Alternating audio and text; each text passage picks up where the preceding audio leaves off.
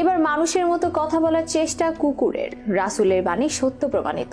চোখ বন্ধ করে কেউ শুনলে মনে হবে যেন কোনো শিশু কথা বলার চেষ্টা করছে, কিন্তু আসলে তা না। এটি একটি কুকুরের শব্দ। বলা হচ্ছে প্রাণীদের কথা বলার বিষয়টি রাসূল সাল্লাল্লাহু আলাইহি ওয়াসাল্লাম ভবিষ্যৎবাণী করে গেছেন। এটি সত্য প্রমাণিত হচ্ছে। জানা গেছে ঘেউ ঘেউ করার সময় কথা বলার মতো শব্দ করে ওই কুকুরটি। 9 বছর বয়সী এই কুকুরের নাম সানি। ইতোমধ্যে সামাজিক যোগাযোগ মাধ্যমে ব্যাপক ভাইরাল হয়েছে তার কথা বলার মতো এই শব্দ।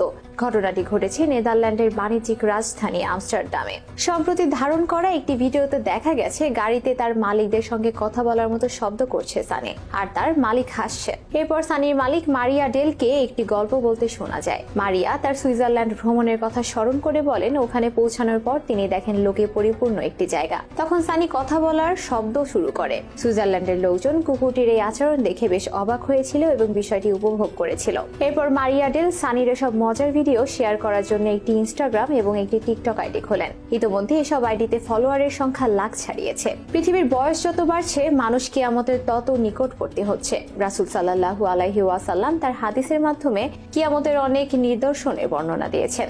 ইমাম আহমদ রাদিয়াল্লাহু আলাইহি ওয়াসাল্লাম আবু সাইদ খুদরি রাদিয়াল্লাহু আলাইহি ওয়াসাল্লাম থেকে একটি হাদিস বর্ণনা করেছেন। তিনি বলেন, জনৈক রাখাল মাঠে ছাগল চড়াচ্ছিল।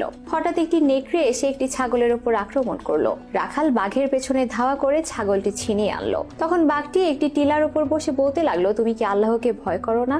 আল্লাহ আমাকে একটি রিজিক দিয়েছিলেন আর তুমি তা ছিনিয়ে নিলে। রাখাল বলল, কি আশ্চর্য ব্যাপার, মানুষের ন্যায় বাঘও আমার সঙ্গে কথা বলছে। বাঘ বলল, আমি কি তোমাকে এর চেয়ে আশ্চর্যজনক খবর দেব না?